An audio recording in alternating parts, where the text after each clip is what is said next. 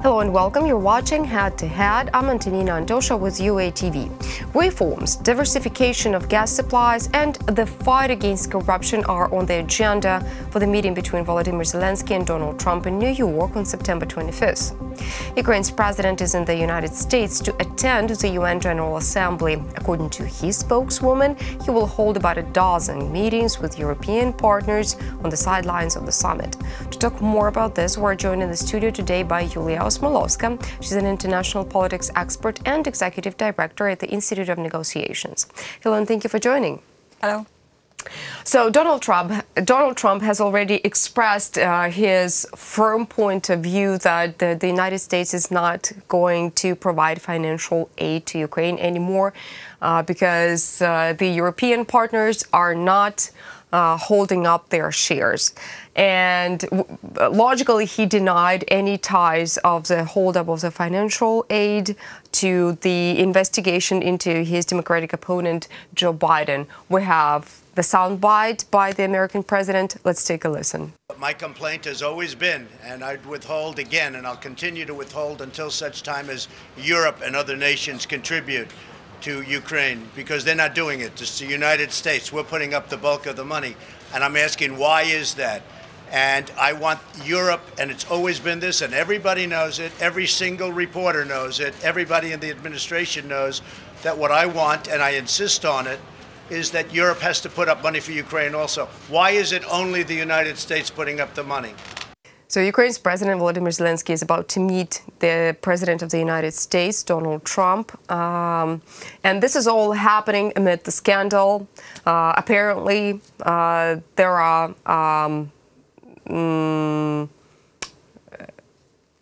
there is information out there that the President of the United States has been pressuring Ukrainian president into launching an investigation into the family of his opponent, Joe Biden, former Prime Minister of the United States.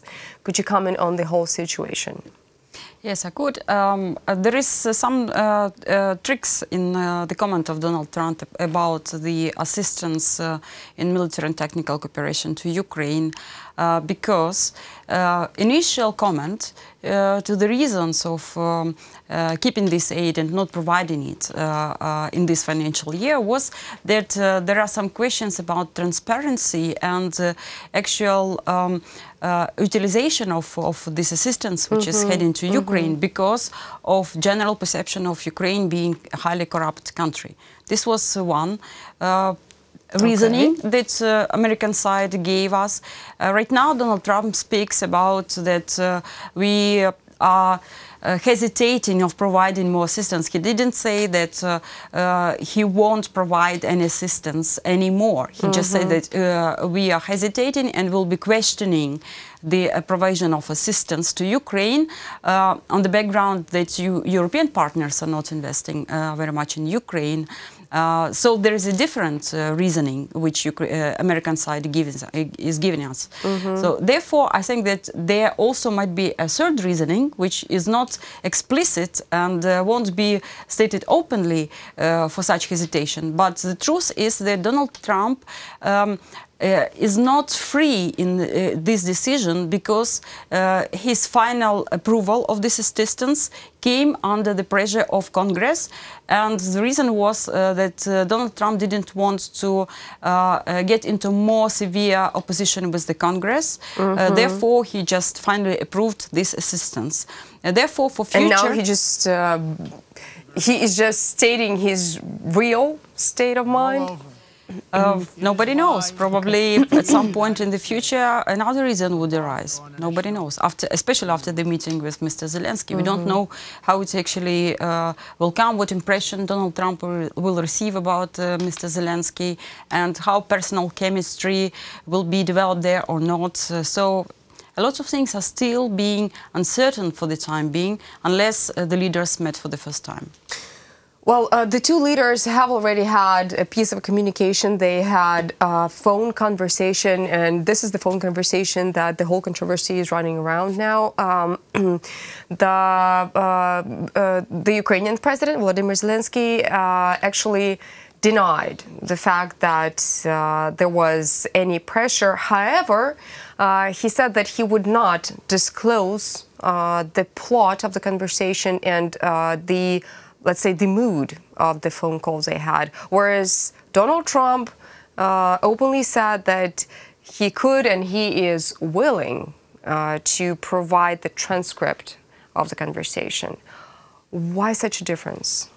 It's a very reasonable difference, and I'm really approving the position of Ukrainian president in this stance. I can explain you why. Because demands for transparency of this conversation comes from American Congress to the American president. So this is internal, purely internal political affair of America. Of the United States. Right. Our president clearly stated that we are not going to interfere in any internal affairs of any country, especially given the bad example that we had with the President Poroshenko, with his explicit support to a presidential candidate Hillary Clinton.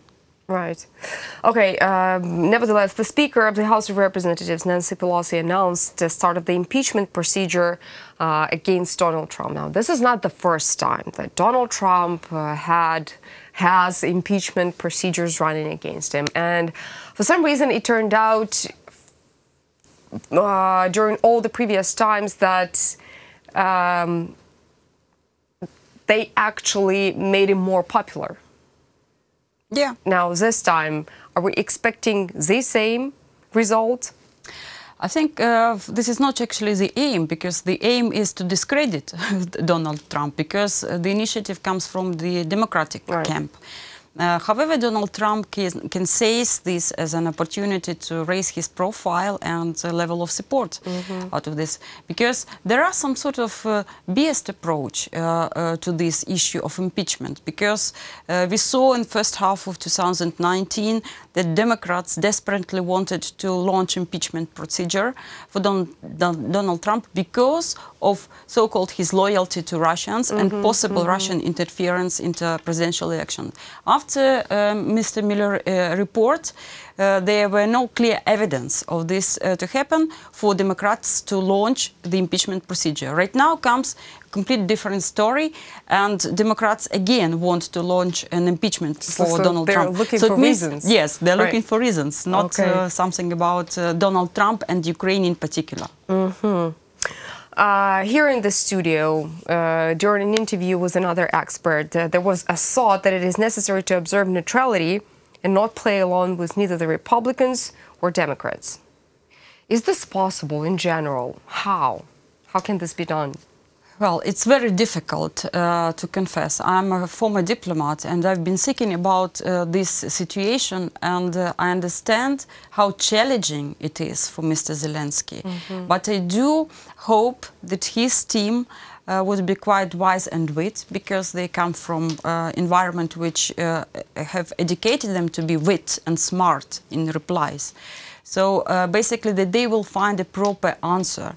And this proper answer could be, so openly they declare the neutral position, but they have to talk to Donald and to communicate to Donald Trump somehow. So very much will depend on how would they frame their neutrality for Donald Trump and present it as that this position of Ukrainian government and President Zelensky would be for the better, and do the best service for Donald Trump, for Ukraine to be neutral and to leave everything in the hands of internal politics of the United States.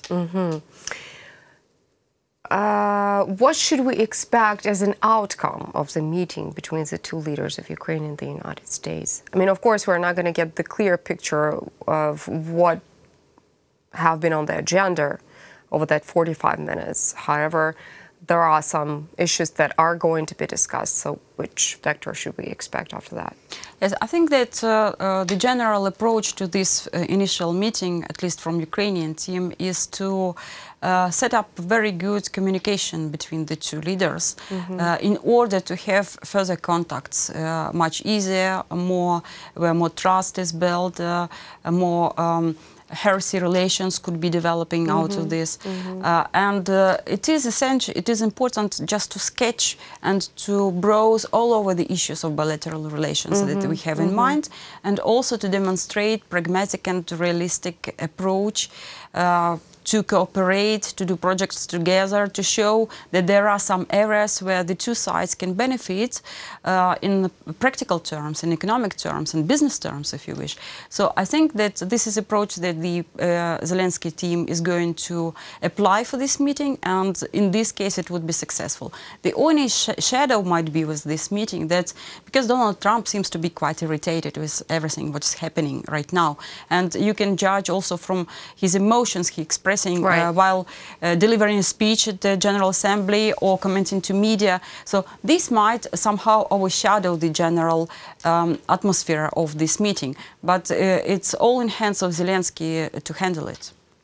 Well, let's hope that the president of Ukraine and his team are going to be, as you have said, wit enough to go through this meeting and come out with a positive and fruitful outcome. Thank you so much for coming. Thank you.